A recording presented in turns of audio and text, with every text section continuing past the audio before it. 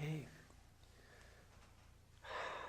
So we've had this wonderful opportunity to work our way through this text, which is, as we mentioned last week, the complete path. A real path that eliminates all suffering, that provides liberation, a meaningful, step-by-step way of awakening the mind. And last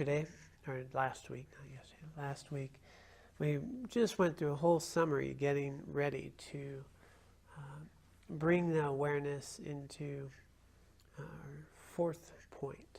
Fourth point is a synthesis of practice for a single lifetime. How do we get the most use of all of these practices in a way that's very practical and useful in how I engage in the world and make the best use of the days that are right here in this moment in front of us. And our practice is not something that is something I do in the corner in my room in the morning, or go to a teaching or watch a talk, and that it is a part of my experience and how I engage in the world, and that every moment of each day is an opportunity to cultivate merit and wisdom, a path of awakening, and to be able to maintain that view.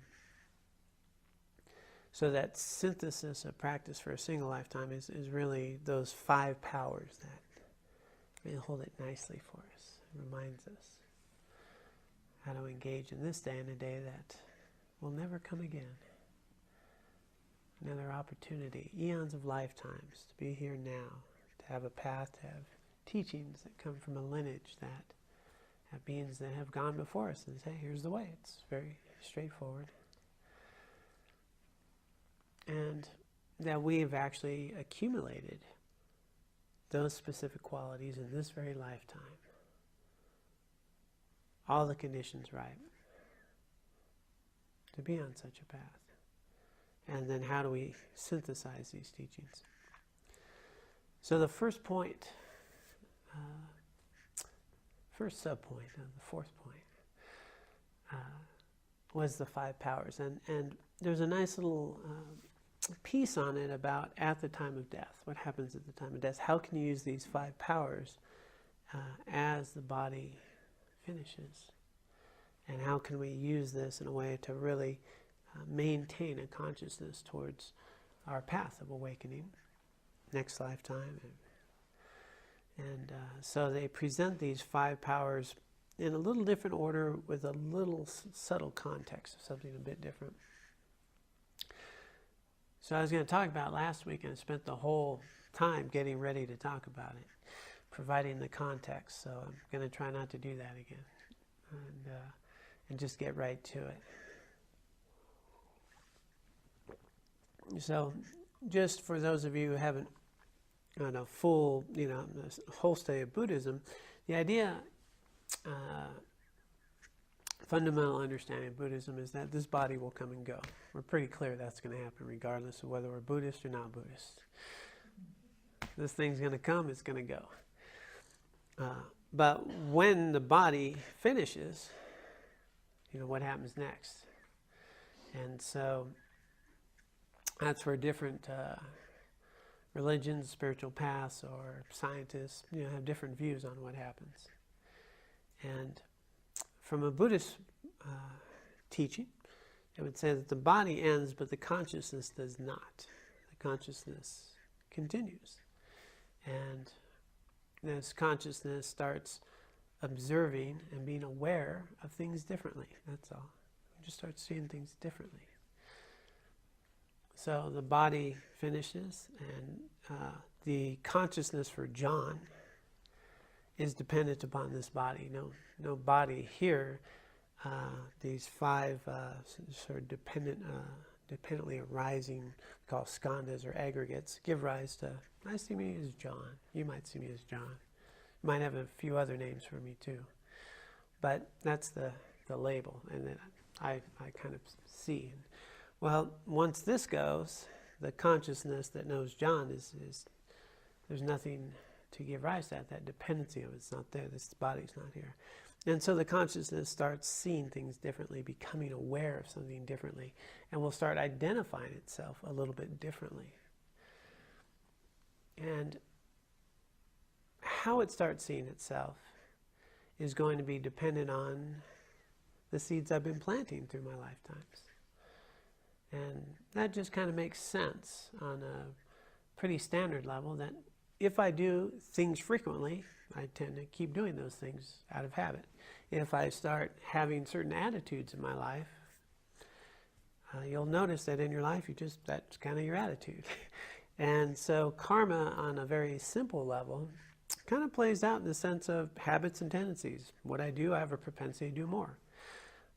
I start seeing and labeling people in a particular way, those kinds of people, or that kind of people, or that kind of label I stick on something, and I just start seeing people that way, and that's the way people are, and that's just the way I start to see them. I see somebody dressed like that, and I know, well, those are those kinds of people, And so I just start perceiving it out of habit. And so there's things that I enjoy, and I do those frequently. Well, guess what I'm going to be drawn to in the future? Things I enjoy. So these karmic imprints that are within the stream of consciousness, they're watered and nurtured through our lifetimes. And so they just keep giving rise and be attached to things that I'm similarly attached to in this lifetime as well. And so on some levels, people go, well, okay, well, that's, who knows? Who knows? I mean, is that true, not true? Some people say it actually takes a lot of faith to believe something like that. And then one of my teachers says, what it takes also a lot of faith is to think that your consciousness ends with the body. That's a total act of faith. Nothing there to prove that. That's just a faith, that's what happens. And so you start exploring this, and from our point of view, we don't accept anything that can't be, proven. And if something's disproven, disprove it, throw it out. It doesn't work. So things get challenged, things are to be explored. So in this text, the whole first preliminary practices are all for people to investigate, have some stability and confidence in a path and things that make sense. And do things that make sense, things that hold up. Investigate, because that is where we develop a faith based upon, experience that holds up to reason and investigation. So blind faith does not work very well. Blind faith does not, especially when times get tough. Blind faith goes out the window. It's one of my favorite little lines is, everybody wants to go to heaven, but nobody wants to go today.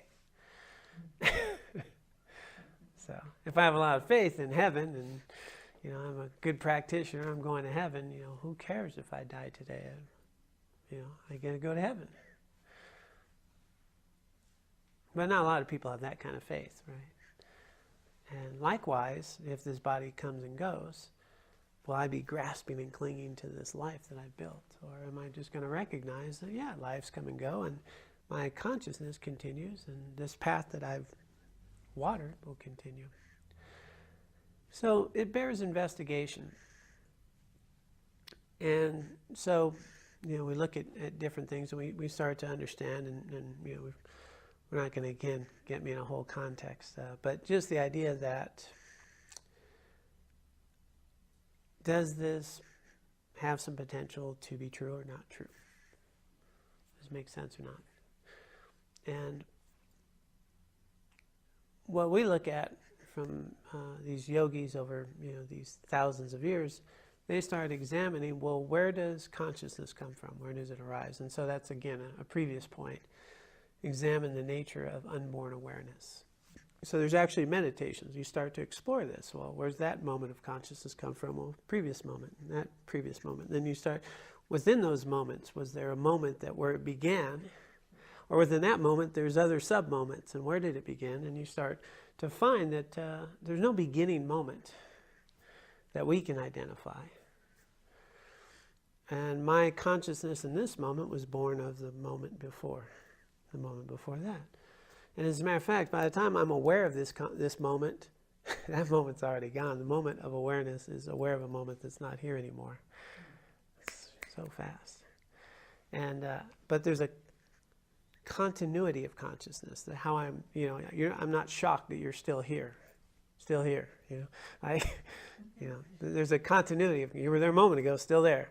And so there's a continuity of consciousness that's built and grows, and an awareness and perception. So the Buddha is really smart in trying to say, well, I'm not going to talk about things that can't be known. Let's talk about what is known. Let's just examine. What do we know? Okay, I can't really see the beginning, so they'll often refer to beginningless time. We don't know. But I can start being aware of this present moment and start to notice how the moments give rise, and then start to identify, is my consciousness, where's it come from? Examine the nature of unborn awareness that becomes aware of John. And what happens through the series of meditations prior to the point we're at is you start to notice that your consciousness is not necessarily your body, but there's a dependence upon the body, the awareness that I have. And so there's a series of meditations we go through called on emptiness, and we investigate, am I my body, am I my feelings, am I my thoughts, am I separate from those? No, I'm not separate, I'm not them. And we start noticing that there's this consciousness that exists that might be much more than my body or my mind or my thoughts. And that there's a potential of this consciousness that keeps giving rise to how I see things. So, maybe that goes on. And then we look at yogis who have practiced the meditations that describe detailed points as to what happens when the body dies. And they give you exactly, precisely what happens when the body dies, how the elements dissolve, and how to maintain consciousness of that transition and be aware as that body ends, and become aware consciously of how you're seeing things differently, and consciously of how you're born, or you start seeing yourself. That's a more accurate way of saying it. How you start seeing yourself differently. All of that consciously,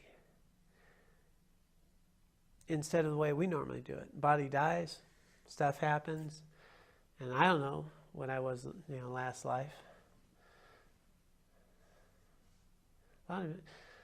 Don't know. I can't remember. So the analogy that's often used is a dream. Every night we go to sleep. And then we have dreams. We do all kinds of stuff.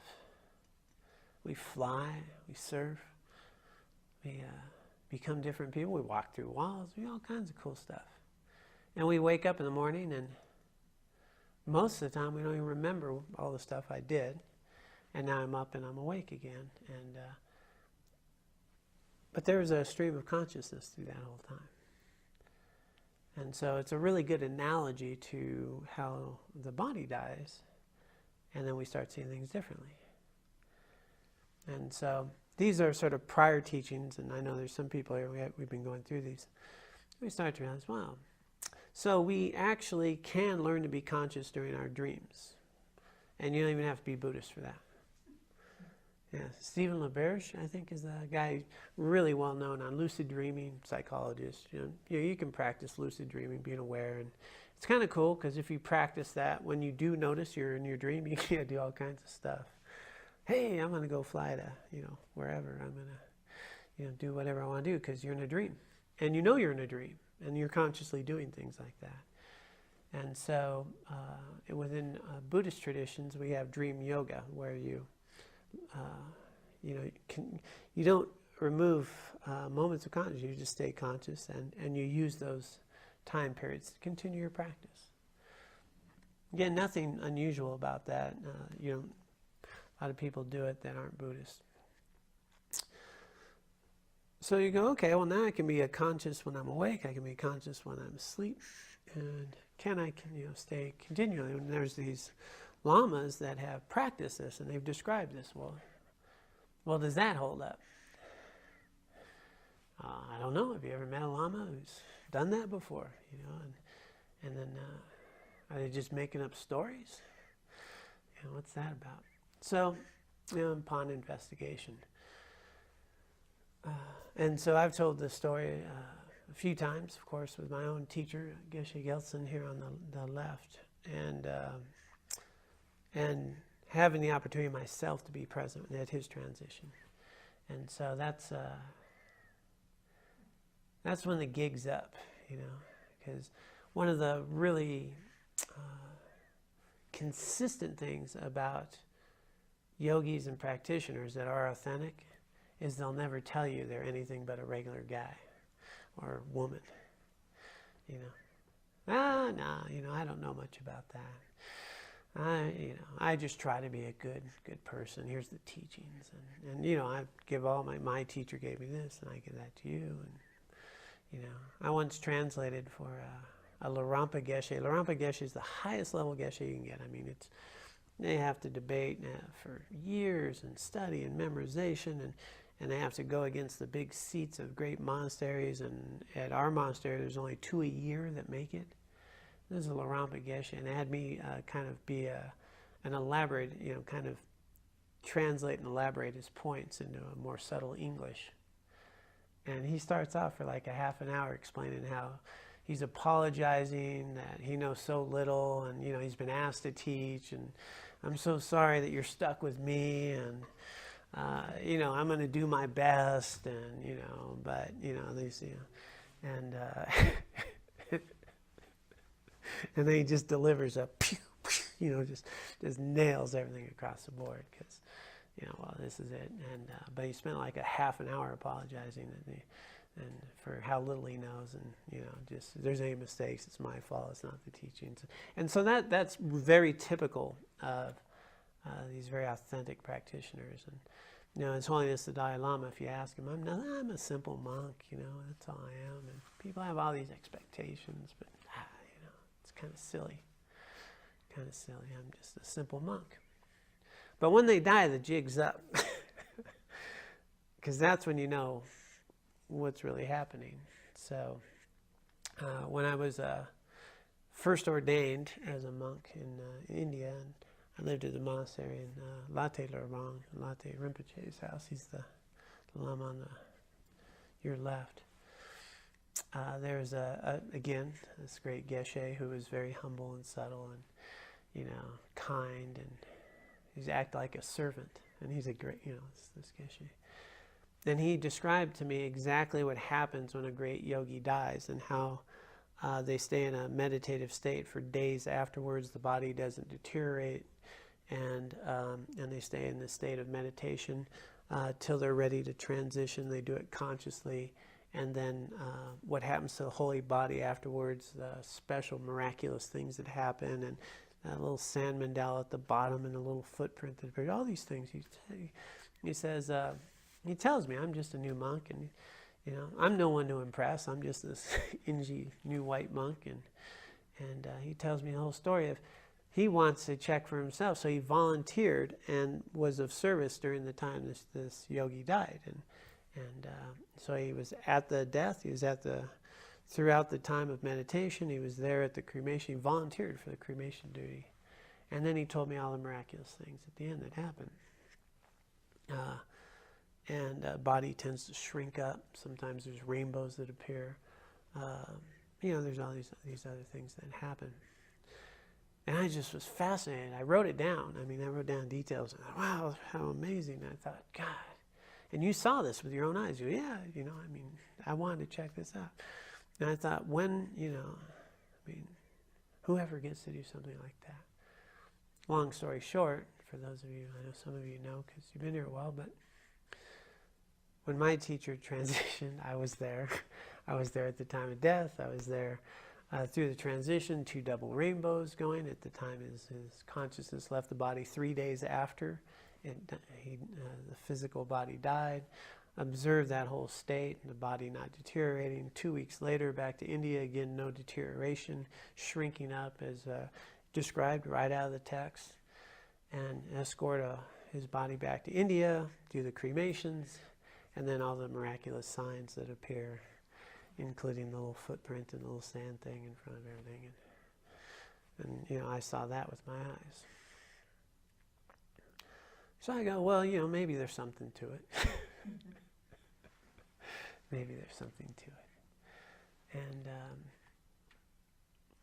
on our website, there's a monk who was with us during that whole time who documented it. He attended to Geshe Gelsen for the last few months of his life, and he documented everything. And a really wonderful article that was written in Mondale magazine. We have it posted on our website that highlights all those. So the reason I bring all this up is that I'm not trying to convince anyone of anything. Check things out. See if they're true. See if it makes sense. Does it make sense? Is it possible? Is it not possible? And even if it's not possible, or maybe it's beyond the comprehension, is there something to say that couldn't happen?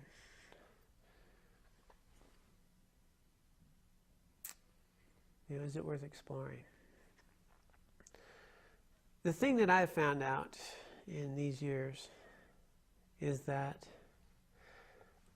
whether or not someone believes in a life beyond this life or not, the practices of preparing for a continuum of a spiritual path improve the quality of your life now.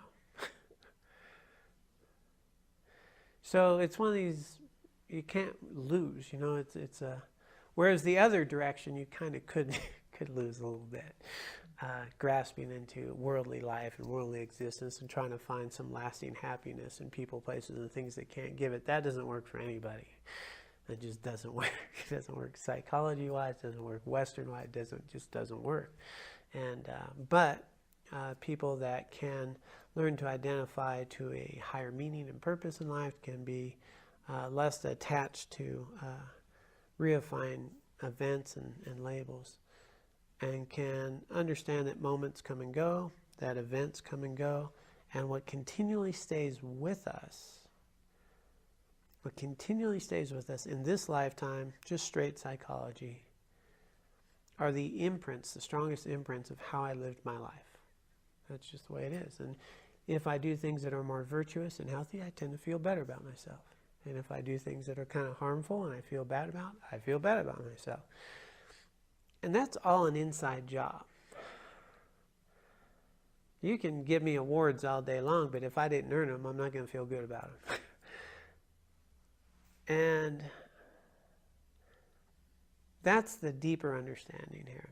So working with where we begin is, well, let's just even start on, am I cultivating imprints that lead to a sense of well-being, inner peace, and a wiser John who's able to engage with life in more practical and meaningful ways that would provide more inner peace and well-being? And you're going to find that those very steps are also the same as a path to awakening. Ethics, concentration, wisdom. More ethics, I feel better about who I am and what I'm doing. A stable mind that's not distracted, well, I'm able to be more present and able to make healthier choices. And then wisdom, really starting to understand the interdependent nature of how things are and interactions and how they come and go, and how labels don't really identify who and what people are. They just come and they go too. Well, applying that then, I'm going to bring those into 5 powers during my life, which is resolve, familiarity, a white seed, abandonment, and prayer, virtuous mental activity, aspirations. So we covered all that. And so with that foundation, with that understanding, and a much stronger identity with my consciousness than with my body, we can apply these practices at the time of death. And at the time of death, then, there's some pretty elaborate Tibetan practices like these yogis that go through those practices, and they do it every day. They just, you keep practicing. I meditate on this element dissolves, and so they practice it, and they've been doing it for years and years. So when their body does die, they're trained. They know what to do. Likewise, with our 7-point mind train, if I was cultivating the 2 bodhicittas throughout my lifetime, if I woke up every day knowing that everything's appearing deceptively, dream-like, and that these moments come and go, and that the feelings come and go, and that I can start to observe things arise and come and go more accurately, that just becomes a part of my being that will easily transition into the next life. And at that point, then you can use these 5 powers, and they just become hopefully pretty automatic. And so they're presented in a little different context. It's not the time of death. First thing they want to let you know, and this is pretty well documented through all of Tibetan Buddhism, is the state of mind you have at the moment of death. The state of mind you have at the moment of death is the most critical. It's not the ultimate determinant factor of what goes on, but it is has a huge influence on the trajectory of which karmic imprints arise. So if you have a state of mind at the time of death that's compassionate, non-attached, kind, loving, that's going to have a huge influence on that next life. And so if I have a lot of anger, resentment, or fear, those karmic imprints are going to be right there, ready to ripen. So it's kind of which direction it sends you off. It's not the ultimate determining factor, but it is gets you on a trajectory. So number one, they want to let people know that at the time of death, what you want is people to be very comfortable, peaceful, happy. You don't want a lot of wailing, clinging, I'm going to miss you, and all that, because that's going to have attachment arise, and that's going to be a clinging, and that's just going to reinforce a really strong attachment that can take you off a path. So if you know someone's passing, it's really nice to make it really peaceful. And it's a normal part of this thing we call life, right? We're born, we die. That's just the deal. It's that way for everybody. And what's important is, how do we use this time? And so as transition, it's coming. Let's make it a peaceful, gentle bodhicitta, the ultimate bodhicittas. And that's what they're having you do. Number one, at that time of death, they present is the white seed merit, which is merit is how we cultivate spiritual merit, not just good karma, but spiritual merit, the virtuous activity of a lifetime for the benefit of others. And in this context, they're really talking about offering up your body, offering up, don't be attached, but offering up your body, offering up the pain for the benefit of all sentient beings. I'm enduring this. And so with that kind of mind, you're going to be able to work with a little bit of pain, because it's for the benefit of all beings and a path to enlightenment to help all beings. And so that first piece is around there. And there's a kind of a fun comment here by Genlon Rinpa.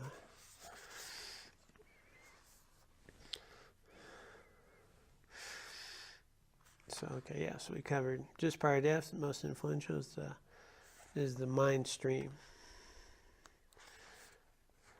So the power of white seed. So here it's interpreted as release from attachment to our body and possessions. Right. The Tibetan contemplative Genlon Rinpa, who's this incredible yogi, was once teaching on this and chuckled as he spoke of how people acquire things, use them for a short time, and then die, and then are reborn completely naked, and then spend another lifetime acquiring possessions, to die again, dead, broke, and then born again naked. On the threshold of death, though, if we are so fortunate as to anticipate its approach, like we know, we're transitioning, it's very important to loosen our attachment to possessions, to not only to give them away, but to really release them from our minds. Because we could also be worrying about, well, does this grandkid get that, and and all that. No, just let go, and that attachment. It's such a strong practice within the Tibetan lineage. One of my teachers was talking about an old lama who, so when they're getting ready to transition, they literally go into a meditative state, and their body goes, and they're just meditating, and the conscious soul man, body's dead, no pulse, all that.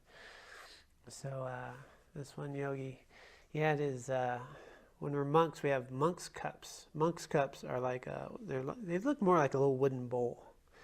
And you bring it with you everywhere. You go to all of your prayers. You bring your own cup. It's wood, and you never wash them. They're pretty disgusting, and it's like you just rub them out. You got this cloth, and these old lamas with butter tea and all that in there. It's but it's like your DNA's in there. You've been using this cup. You got it wiped in, and all the rituals and all the offerings. It's all there. So there's one old lama.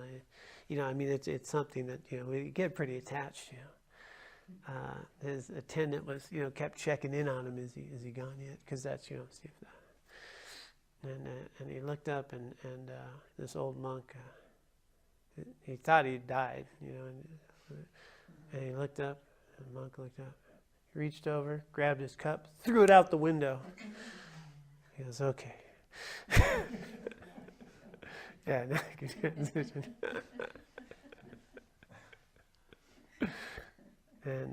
And so that's really what we're talking about here, is to just let go of all that. That this is a time for letting go, and it's going to be a lot easier to do if we're doing it in our life. And so that's the 5 powers applying to life, is that we're abandoning it. It's really not our stuff. It's on loan. It'll come and go. And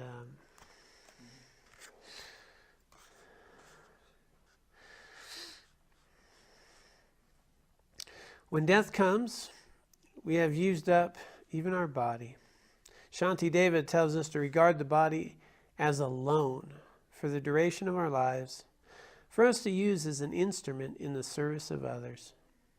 Parts deteriorate from old age, or the whole may be crushed suddenly in inaction. Either way, it's time to release it and not cling. So that's something to kind of notice, is how we get attached to our stuff, and how we look, and rather than how can I use this body for its highest purpose while I have it. Take good care of it, eat well, exercise. And how can I use the resources around me to really be a benefit? And coming from a point of the opportunity to improve the world we live in, to make best use of this rare and precious human life that we have to become enlightened. And what we'll notice is that if I'm more concerned with my next life than this life's going to be pretty darn easy. But if I'm really concerned in this life about what you think about me and what job I get and how my, and all that stuff, this becomes very real. And I start doing things that are actually taking me off a trajectory of my path and development. And this applies, again, Christian, doesn't matter. Heaven, if I'm thinking about going to heaven, I would be maybe doing things a little differently than how I treat customers or people or so-and-so, and who I'm, what's that called when you talk about? Gossiping. Who I'm gossiping about, or who I think, or, all those things that we behave in because we want this life to be really good, which will come and go. And none of that's really going to provide. Actually, that's the source of our suffering. It's not the source of our happiness. And that's just, again, straight Western truth. Doesn't have to be Buddhist, Christian, spiritual, anything. The core root of our suffering comes from our attachment to trying to make this world, people, places, and things be the way we would like them to be. as though we're the center of the universe. Can't get much more delusional than that. And most of us live there all the time. Yeah. So, I mean, that's the path here, is to start seeing things more accurately. That's the source of my suffering, not my happiness. And so, developing this in these 5 powers, we remember that. And so we can start letting go of those types of things. The second of the 5 powers, then in this order, is prayer. And, prayer is big throughout. And prayer, not in the sense always of, we have a tendency of praying for something to happen. But prayer in terms of creating a connection, an aspiration, a virtuous mental state of remembering and bearing in mind the path, the journey, what I'm here for. Because we forget. We could be, I'm praying for, the people in Vegas and what's going on, and may they be well and healthy. Can we all be more united and together? Can we, be the change we want to see, and how can I be more helpful? And I could be really doing that well in my prayer, and then I can walk out the door and see somebody's bumper sticker for the NRA and start bad-mouthing them and throwing stuff. Suddenly I forgot about unity and clarity and how I'm going to change, and so what I think about is happening all the time. If I'm in prayer, I'm consciously bringing to mind aspirations, prayers, reminding myself, again, Western science, just neural pathways, creating neural pathways. It's my habit is prayer. My habit is, may you be well, may you be happy. That becomes a habit if I say it enough. May I be well, may you be happy, and, may you have your needs met. I mean, that becomes the way of being. So one of the points previous is, in all activities, practice with words. It's constant prayer. It's practice with words. And those words be, that can all of my suffering be for the benefit of all sentient beings? Can all my virtue be there to help others? If we say that frequently, how would your life be different? How would your life be different? And so bearing that in mind at that time, that I'm taking on this for the benefit of others. And the other piece to this is, at that time, we have the prayers of purification, of purifying negative karmic imprints. And so we've covered those 4 opponent powers. So this would be a time where you would do that. You want to purify negativities and then apply those powers. Third, we got white seed. We have prayer, abandonment. Again, abandoning an identification with John, with self. It's not just the body, or possession. It's really that identity, that this is who I am, and this is who I was, and that's what I did, and how I abandoning that, and understanding that that's just an arising, and there is no John. And that's a practice throughout life. There is no John. Who is this John that's here today? Is he the same one that was here yesterday? Is he the same one who will be here tomorrow? Is that the same John, or is that changed? Is John, appearing in what form to what person? And how do you see John? So this John isn't John that's stable, unchanging. John is arising in dependence upon, being named John. You perceive me as John because I tell you that's my name. You haven't seen my gifts, my birth certificate, so you don't know. It's a label that arises in dependence upon the words we choose. People used to call me Johnny. Could be Johnny, maybe not John. And it's more that I am a stream of consciousness that arises in dependence upon who I'm with and what's going on, and in dependence upon causes and conditions that give rise. And that stream is continuing on. There's no one solid John that doesn't change somewhere in there. You may notice, if you ever would just try to think of how many emotions you have in a day, good luck. If you were trying to keep track, how many times you're a little bit nervous, a little bit scared, a little bit surprised, a little bit, which one are you? It's just a constant stream all the time. So this third one is really, continuing that letting go of that persona that I carry with me as though it's who I am. And so that, again, doing it in the lifetime, but at the time of death, really letting go of that and starting to be able to rest much more in the consciousness that is identifying John, because that's what's continuing. The consciousness that is experiencing this body, the consciousness that is labeling things. The consciousness is aware of the thoughts that arise. Start abandoning this persona and start resting there more. White seed prayer. Abandonment. Resolve. Resolve's the next one. Resolve. So in the application during lifetime, resolve's first. And the resolve, that firm resolve, to your spiritual path, to the two bodhicittas, to the mind of awakening for the benefit of all sentient beings, to have that firm resolve. That as you transition, that's your focus, is that, this body's coming and going, but I'm in this for the long haul till all beings are free of suffering. That resolve, I'm a bodhisattva, I'm on a bodhisattva path. That resolve, that I'm staying connected to that path, so that in my next life, as I awaken, imagine having that be a trajectory, that I continue on a spiritual path around spiritual teachers of a lineage that provides a path to awakening. And that's a resolve, that's a commitment, no matter how many lifetimes I take. And then familiarity would be last.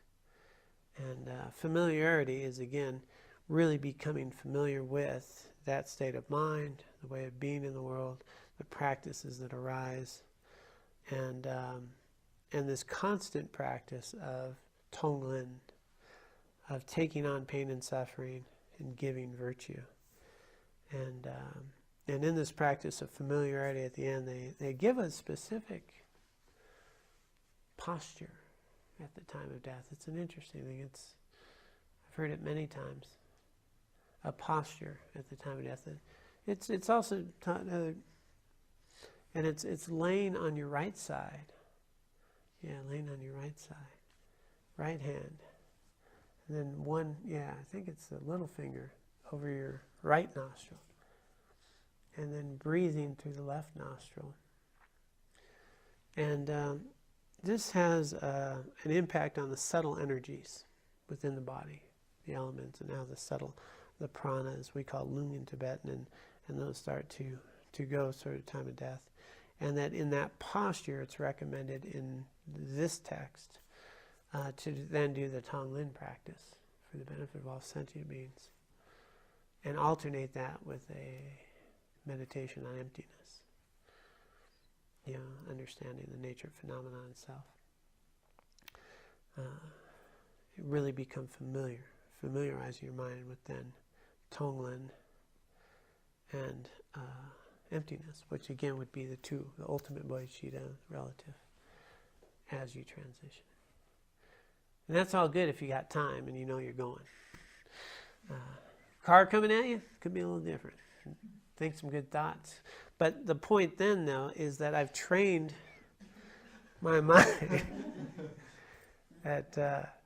that's my automatic.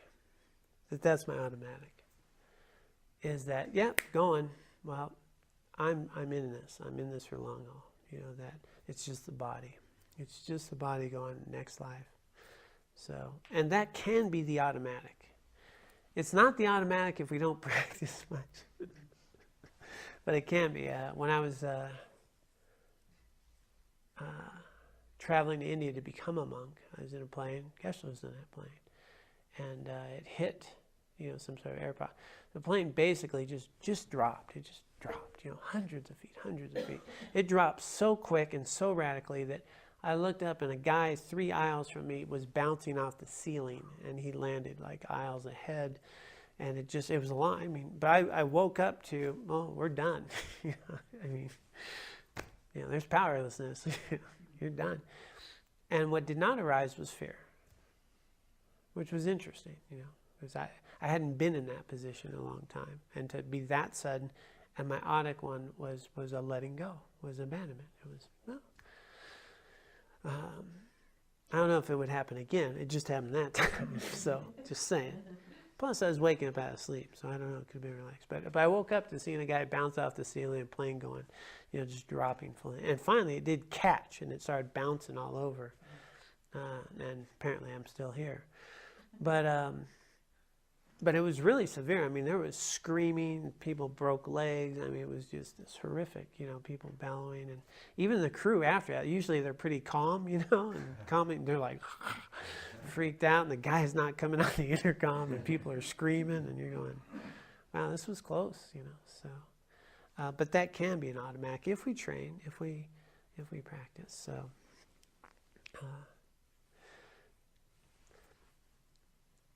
so that is the conclusion of the fourth point. Okay, first point, preliminary practice, really laying a good foundation that makes sense to you. Understand that you have a rare and precious human rebirth. You won't have it forever. And how you use it karmically is going to have a huge impact. And then the fourth of those preliminaries is really understanding the unsatisfactory nature of devoting your life to making this worldly existence better. I'm going to have it made if I get the right house, right job, right car, and all that. It's such a pervasive delusion. It's so strong. And so not true. It's just so easy to poke holes in that. And then we can all poke holes and then go out and just jump right back in there. So really developing a good foundation, developing stability, and then examining the nature of phenomena of life. And point 2 bodhicittas. Point 3, transforming adversity in the path. And that's really the pith part of putting this into daily practice, is understanding how adversity, fears, insecurities, things, calamities going, transforming those into the path of awakening, into the opportunity for awakening, that's really where we grow. And then this fourth point was how to put that together in these 5 powers constantly during the life and then at the time of death. And the next point that we'll get to apparently next week is to the measure of your practice. And that's critical. There's a lot of teachings that are pretty esoteric or, philosophical or things that lead to awakening. If you do this, then suddenly something's going to happen, maybe. But there's no measurement. Like, how do I know if I'm getting anywhere? How do I know if I'm sitting here 20 years and I'm just in marmot meditation? I don't know. Like there's no guideposts. The thing about this is there's very clear a way of checking. Are you making progress, and is it getting better? And so that's the next point, is the measurement. And I'll a bit of a, what is it called? Spoiler alert? Spoiler alert. Fundamentally, it just comes down to pretty simple. I've been doing this for 6 months. Am I happier? Am I more peaceful? Am I more able to go with the flow of things? Is there more tranquility and joy in my life? Well, then it's probably working, But, it'll be presented a little more technically than that. But it fundamentally comes down to that. Even the sort of title is to rely upon, this sort of genuine happiness. That's going to be the measurement. Because if I'm doing all these practices, I'm still irritable, scared, terrified, and somewhat of a jerk, we're not doing it right, or it's not working, Something's not happening here. So the whole point is to check in. And so the next point that we'll cover next week is really looking at how do we measure progress and know that we're doing the practice properly, and really developing a way to be rooted in the path. Dedication. And by the way, you can find all that information on the website, our Dharma Center website.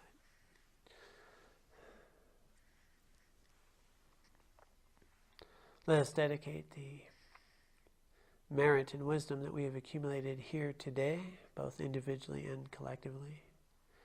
We dedicate this for the benefit of all sentient beings. May all sentient beings be free of suffering and find lasting happiness. And may we use the merit and wisdom accumulated here today and throughout our lives to purify our own minds, to help us see clearly, to help us awaken the mind, cultivate the two bodhicittas, achieve enlightenment for the benefit of all sentient beings.